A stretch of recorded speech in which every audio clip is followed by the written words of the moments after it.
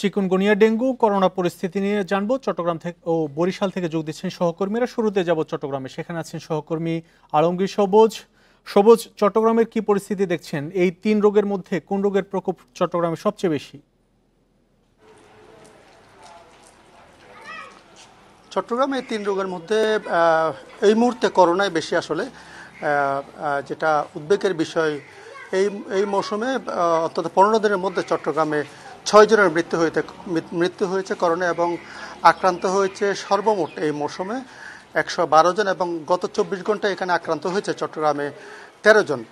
এবং ডেঙ্গুতে এই পর্যন্ত এই মৌসুমে 363 জন আক্রান্ত হয়েছে এবং মারা গেছে 2 জন। এবং চিকুনগুনিয়া আসলে ওই ধরনের কোনো পরিসংখ্যান নেই, যেহেতু আমরা প্রতিবেদনে যেমনটা শুনছিলাম যে পরীক্ষা করার যে কিট কিংবা যে যন্ত্র দিয়ে পরীক্ষা করে সেই ব্যবস্থাটা চট্টগ্রামে আপাতত নেই। সে কারণে চিকিৎসকরা ডেঙ্গু এবং করোনার যে উপসর্গ, সেই উপসর্গ অনুযায়ী আসলে চিকুনগুনিয়াকে শনাক্ত করছে, সেই অনুযায়ী আসলে চিকিৎসাটা চলছে।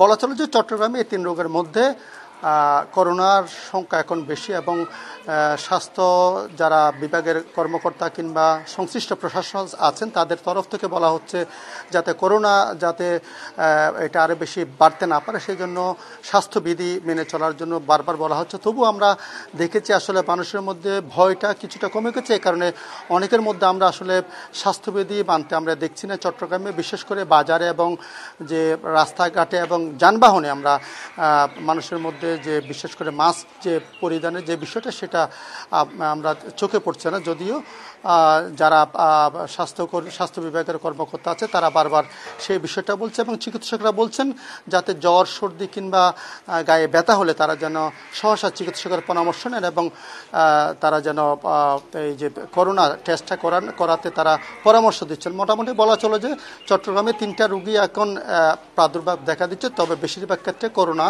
বেশি। আমাদের সাথেই থাকুন, আমরা এবার বরিশালে যাব, সেখানে আছেন সহকর্মী আলামিন। এই তিন রোগের মধ্যে বরিশালের চিত্র যদি একটু বলতেন, আর এই তিন রোগে যারা আক্রান্ত হচ্ছে বরিশালে তারা পর্যাপ্ত চিকিৎসা সেবা পাচ্ছে কিনা?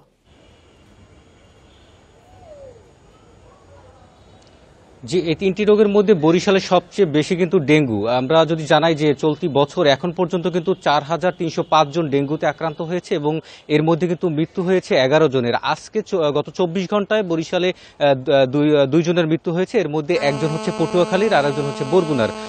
আপনারা জানেন যে আসলে বরগুনা জেলায় কিন্তু আসলে সবচেয়ে বেশি ডেঙ্গু রোগী শনাক্ত হচ্ছে, এবং সেখান থেকেই বরিশাল শের-ই-বাংলা মেডিকেল কলেজ হাসপাতাল এবং বরিশাল জেনারেল হাসপাতাল এইসব জায়গায় কিন্তু আসলে ভর্তি হচ্ছেন রোগীরা। তবে ডাক্তাররা যেটি বলছেন যে যারা মৃত্যুবরণ করছেন তারা কিন্তু একদম শেষ পর্যায়ে, অর্থাৎ যখন তাদের একেবারেই শেষ পর্যায়ে চলে আসেন তখন কিন্তু তাদেরকে এই বরিশালের যে বড় যে হাসপাতাল দুটি রয়েছে সেখানে কিন্তু নিয়ে আসা হচ্ছে, যার ফলে কিন্তু আসলে তাদেরকে আসলে বাঁচানো যাচ্ছে না। এবং এখন পর্যন্ত যে 11 জনের মৃত্যু হয়েছে তার মধ্যে কিন্তু 6 জনই রয়েছেন বরিশাল জেলার বরগুনা জেলায় রয়েছেন, এবং বরিশালে রয়েছেন 3 জন, এবং পটুয়াখালীতে কিন্তু এই প্রথম একজনের মৃত্যু হয়েছে।